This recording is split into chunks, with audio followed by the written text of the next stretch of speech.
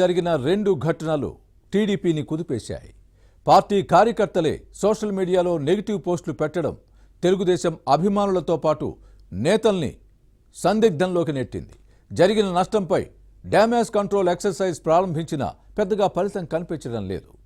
చివరకు ఓ ఐఏఎస్ అధికారిని పక్కన పెట్టి పార్టీ జాతీయ అధికార ప్రతినిధి రాజీనామాను ఆమోదించడంతో కొంతవరకు రగడ సద్దుమణిగినప్పటికీ కేడర్లో అసహనం మాత్రం తగ్గలేదు. అధికారంలోకి వచ్చిన 9 నెలల్లో అలజడి రేపిన ఘటనలపై హైకమాండ్ కూడా పోస్ట్ మార్టం ప్రారంభించింది. టీడీపీని కుదిపేసిన ఆ ఘటనలేంటి? సోషల్ మీడియాలో జరుగుతున్న వ్యతిరేక ప్రచారం ఏంటి? Let's watch the story. YCP పాలనలో ఏపీ అప్పుల కుప్పలా మారింది. వ్యవస్థల విధ్వంసం జరిగింది. మద్యం, ఇసుక, మట్టి, మైనింగ్ కుంభకోణాలతో అతలాకుతలం అయిన రాష్ట్రాన్ని గాడిలో పెట్టడం కూటమి ప్రభుత్వానికి సవాలుగానే మారింది. 9 నెలలుగా ముఖ్యమంత్రి చంద్రబాబు వీటిపై ప్రత్యేక దృష్టి పెట్టి ఆర్థిక ఇబ్బందులు ఉన్నా కొన్ని పథకాలను అమలు చేయడంతో పాటు ప్రతి నెల 1న ఉద్యోగులకు జీతాలు, పెన్షనర్లకు పింఛన్లు టంచనగా చెల్లిస్తున్నారు. గత వైసీపీ పాలకులపై వచ్చిన కుంభకోణాల ఆరోపణలపై విచారణ జరుగుతోంది. ఈ హడావుడిలో ఉన్న ప్రభుత్వాధినేత చంద్రబాబు టీడీపీకి సమయం కేటాయించలేకపోయారు. దీంతో తెలుగుదేశం కేడర్లో అసహనం పెరిగింది. కూటమి అధికారంలోకి వస్తే తమ కష్టాలు తొలగిపోతాయని పార్టీ కార్యకర్తలు ఎక్కువ అంచనాలు పెట్టుకున్నారు. అధికారంలోకి వచ్చిన వెంటనే ఎన్డీఏ ప్రభుత్వం ఉద్యోగాల భర్తీని ప్రారంభించింది. గ్రూప్ 2 ప్రిలిమ్స్ పరీక్షలు పూర్తయిన వెంటనే మెయిన్స్ కు తేదీని ప్రకటించింది ఏపీపీఎస్సీ. అనంతరం పరీక్షలు వాయిదా వేయాలన్న డిమాండ్ వచ్చింది. రోస్టర్ పాయింట్ల నెపంతో పోస్ట్ పోన్ చేయాలని విద్యార్థి సంఘాలు ఆందోళన చేశాయి. దీనిపై ప్రభుత్వం కూడా ఆంధ్రప్రదేశ్ పబ్లిక్ సర్వీస్ కమిషన్ కు లేఖ రాసింది. ఈ లెటర్ను మీడియాకు కూడా లీక్ చేసింది. రాష్ట్ర ప్రభుత్వ అధికారులు ఏపీపీఎస్సీ ఆఫీసర్లను కలిసి పరిస్థితిని వివరించారు. కానీ పరీక్షలకు అన్ని ఏర్పాట్లు పూర్తయిన తర్వాత ఒకరోజు వాయిదా వేయటం కుదరదని వారి విన్నపాన్ని తిరస్కరించింది. పైగా ఎమ్మెల్సీ ఎన్నికల కోడ్ అమల్లో ఉన్న విషయాన్ని పబ్లిక్ సర్వీస్ కమిషన్ ప్రస్తావించింది. దీంతో ప్రభుత్వం ఇరకాటంలో పడింది. మరోవైపు ఏపీపీఎస్సీ వ్యవహార శైలిపై కూడా విమర్శలు వచ్చాయి. ప్రభుత్వానికి చెప్పకుండానే గ్రూప్ 2 మెయిన్స్ పరీక్షల తేదీని ప్రకటించడాన్ని టీడీపీ నేతలే తప్పుపట్టారు. కార్యకర్తలు తీవ్ర అసంతృప్తి వ్యక్తం చేయడమే కాకుండా గ్రాడ్యుయేట్ ఎమ్మెల్సీ ఎన్నికలకు ముందు ఈ పరిణామాలపై ప్రభుత్వానికి వ్యతిరేకంగా సోషల్ మీడియాలో పోస్టులు పెట్టారు. పాలకులు చెప్పిన పరీక్షలు వాయిదా వేయకపోతే ఎలా అని నిలదీశారు.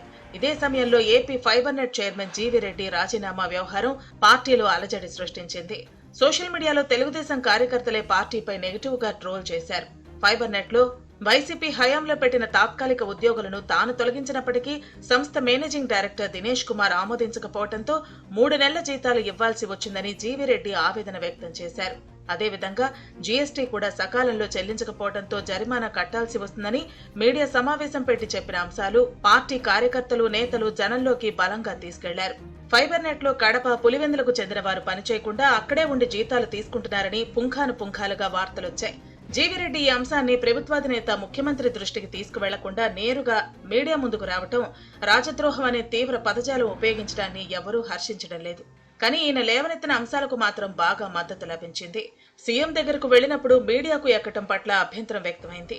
కలిసి పనిచేసుకోవాలని సూచించారు. కానీ తప్పు చేసిన అధికారిని వెనకేసుకురావటం విమర్శలకు తావిచ్చింది. జీవీరెడ్డి టీడీపీలోకి ఎప్పుడొచ్చారు అనే దానికంటే ఈయన లేవనెత్తిన అంశాలు పార్టీతో పాటు ఫైబర్ నెట్ చైర్మన్ పదవికి రాజీనామాకు దారితీసిన పరిస్థితులపై టీడీపీ కేడర్ ఆగ్రహం వ్యక్తం చేసింది.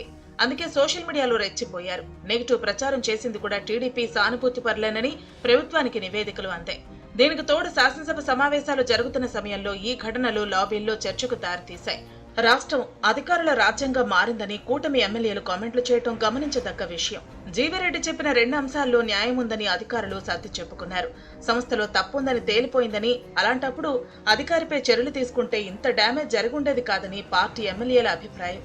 తెలుగుదేశం నేతలు ఇలా అసంతృప్తికి గురైనప్పుడు సీనియర్లు వారిని పిలిపించి మాట్లాడే ప్రయత్నం చేయకపోవడం విమర్శలకు తావిచ్చింది. అలాంటి వ్యవస్థ తెలుగుదేశం పార్టీలో లోపించింది. గతంలో ఎర్రన్నాయుడు వంటి నేతలు ఇటువంటి బాధ్యతలను తీసుకునేవారు. ముఖ్యమంత్రికి చాలా కార్యక్రమాలు ఉంటాయి.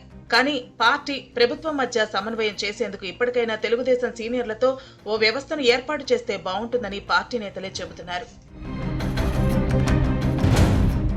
అధికారులను నెత్తిన పెట్టుకుంటే 2029 ఎన్నికల్లో 2019 నాటి ఫలితాలు చవిచూడాల్సి వస్తుందనే వాదనలు టీడీపీలో ఉన్నాయి. ఇది ఒక వార్నింగ్ లాంటిదని చెప్పొచ్చు.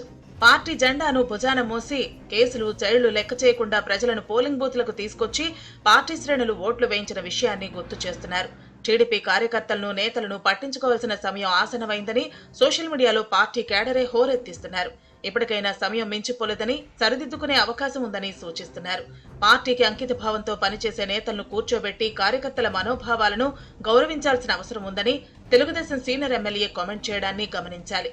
పార్టీలో జరుగుతున్న పరిణామాలపై కార్యకర్తలు, ద్వితీయశ్రేణి నేతల్లో ఇప్పటి వరకు అసహనం, అసంతృప్తి మాత్రమే ఉందని, అది వ్యతిరేకతగా మారకుండా చూసుకోవాల్సిన బాధ్యత పార్టీదేనని మరో శాసనసభ్యుడు విశ్లేషించారు. పార్టీ కార్యాలయానికి వచ్చిన వారు తమ బాధ్యతలు చెబితే విని వాటిని పరిష్కరించే వ్యవస్థ కరువు అవటమే ఇప్పుడు అసలు సమస్యగా మారింది. వినతి పత్రాలు తీసుకోవటం పార్టీ కార్యకర్తలను సంతృప్తి పరిచినట్టు కాదన్న వాదనలో ఉన్నాయి. సమస్యలపై విన్నపాలు ఇచ్చేవారికి పార్టీ కార్యకర్తలకు మధ్య ఉన్న తేడాను గుర్తించకపోవటమే తెలుగుదేశంలో ప్రధాన లోపంగా కనిపిస్తోంది.